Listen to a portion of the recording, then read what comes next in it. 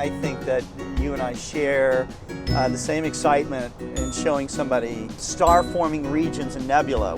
And they look brilliant, you know, under a dark sky. Clusters of stars that look like diamonds poured out on black velvet. That kind of thing. It's just so beautiful and so amazing. So you go into the deep end and you start to see these celestial treasures that you might have read about or you might have seen some photos of or whatever. But the views of these things at first is unexpected because they don't see the colors, they don't see all that detail that they see in the photographs. But if they just stay at the eyepiece just a little bit longer and they start to understand that they're seeing either thousands of light years away or millions of light years away, and the fact that they can see them at all, it is a miraculous thing of what optics do. But getting back to your question about, you know, how do I feel about new people doing this for the first time? I think it can introduce like a paradigm shift in their life, you know. And when you see it happen, it's really, really exciting. When you don't see it happen, when they look in the eyepiece and they go, "Oh, you mean that little faint, fuzzy thing? Is that it? Is that all?" You know, and you go, "Yeah, that's it. It's only 35 million light years away. It's called the Whirlpool Galaxy." And they go, "Oh, okay, yeah, next."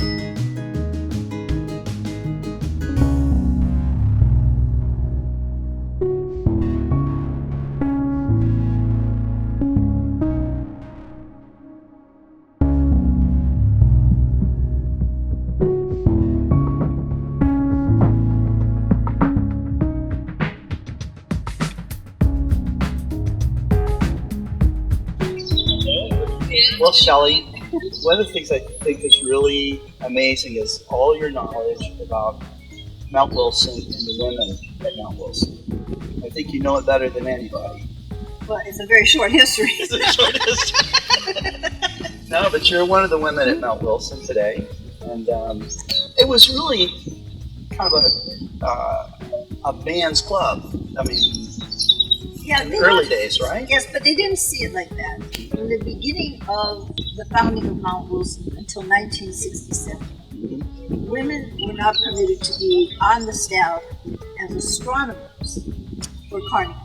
Okay. And the reason, it was very interesting. For example, the living quarters at Mount Wilson are called the monastery.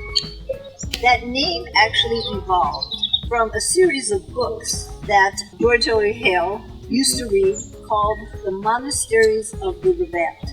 The Monasteries of the Levant. And there were quotes from the monks saying that not even female animals were permitted on the monastery grounds because the work that the monks were doing, and therefore the work that the astronomers would be doing on Mount Wilson, was so intense and almost holy in its fashion, not in the religious sense, but in the intensity sense. Okay, so they felt that female astronomers did not belong on the mountain. They don't need to be distracted. Right, they don't need to be distracted. It was human nature. All through the early history of Mount Wilson, there were women working down at Santa Barbara Street at Carnegie, doing all the calculations and the measurements of all of the plates that the great male astronomers had taken. Yeah. And those women were called computers. Okay. But women were not officially able to be under contract as astronomers at the Mount Wilson Observatory under Carnegie until 1967. Wow. 1967 seems like fairly recent times to me. Well, my daughter was born in 69, so what do you think I think? But the Right. thing is, they said it was the social mores. And these were very proper people. But when I asked Dr. Alan Sandage what really made them allow women to finally observe, he said it was rock and roll. Rock and roll? That's exactly what he said. He said after Elvis Presley, the social mores started to change. Then, in the early 60s, Jean Mueller was the first woman that was hired to operate both the 60-inch and the 100-inch telescope. So there was a lot of evolution, and in a way, a very quiet revolution. But people are doing the science, so these things affected people greatly. Well, I mean, between people like yourself, Jean Mueller, Carolyn Shoemaker, I mean, you guys are some of the best astronomers I know.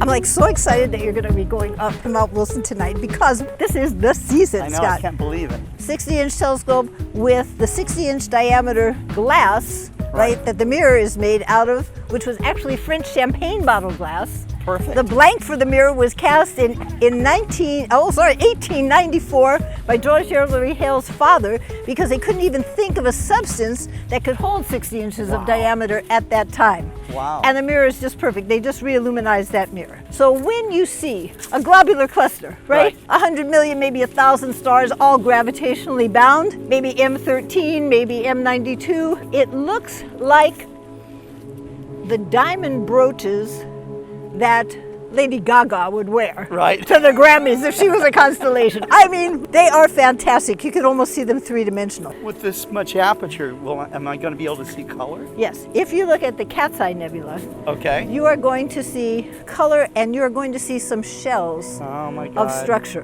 That's going to be amazing. You will see, but the color you see is very fragile, right? And it's probably going to be bluish for oxygen. And fuchsia for hydrogen. And you'll see the structure of it almost start to look like a rose. You know what? You are going to see Mars, right? So Mars is going to be like this bright, kind of rusty orange tonight. It will take your breath away. I can imagine. And Jupiter is not called the king of the solar system for nothing. For nothing, right? The moons look like stars, and if you happen to be lucky enough to see a moon that's transiting, you'll see the shadow of the moon. And I don't know where the red spot will be, but the red spot, of course, rotates every few hours, right? Around the equator. So yeah, I got like the scientists said it was getting light pink and that it would be dissipating, and for a while it looked like almost like plasma pink, and now it's pretty pinkish, looking healthy, looking orange. Right. So and once you turn that telescope on it too, you'll immediately know. And I think what will happen is, even I get emotional talking about it. When you see these things, you are really seeing them. It's real, and it's what we're made of. It's sacred. It is. It will take your breath away. Yeah. But at the end of the night, it's a great privilege to have an instrument that can bring us there.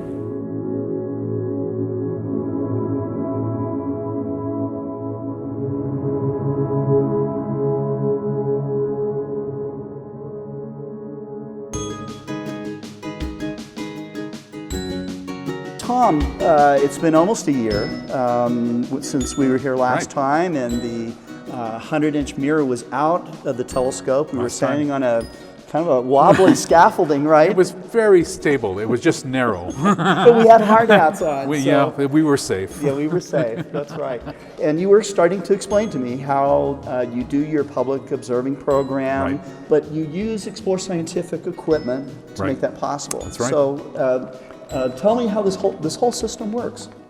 Well, it's not complicated. Just follow the light. We have the 100-inch mirror, which is right above me here. We were just inside the telescope, where we saw the secondary mirror way at the top, a tertiary mirror sending it out to this relay optic system, and then following the light path down to your Explore Scientific 7ED. Oh, great. So behind us here, we've got the ED-127, the airspace triplet. This is a 4-inch starlight focuser that has a custom adapter to attach to this telescope. And then we've got a 3-inch diagonal and a 3-inch 30-millimeter eyepiece. Tom, what's the focal length of the telescope again? About 33,000 millimeters. 33,000 millimeters. So with this eyepiece, we're going to get over 1,000 power, 1,000 magnification. So with 100-degree apparent field, it's about 5.5 arc minutes true field of view. So that is a great view through a very high-powered telescope. And how many people do you have coming through to do your educational outreach programs? Well, we have the educational outreach as well as the public nights and our client nights. So we've probably done about 800 people this year through this. Well, it's just a great honor for us to have our equipment used on the 100-inch. I know it's used on the 60-inch telescope. I've used it on the 60 myself, and the 40-inch. So, you know, we got a sort of a trifecta with George Ellery Hale's telescope. And so if someone wanted to rent this telescope, What do? They go on your, what's the website that they would go to? mountmtwilson.edu, and we have pages for both the 60-inch and 100-inch that you can make reservations, and it has all the information for that process on our website. That's fantastic.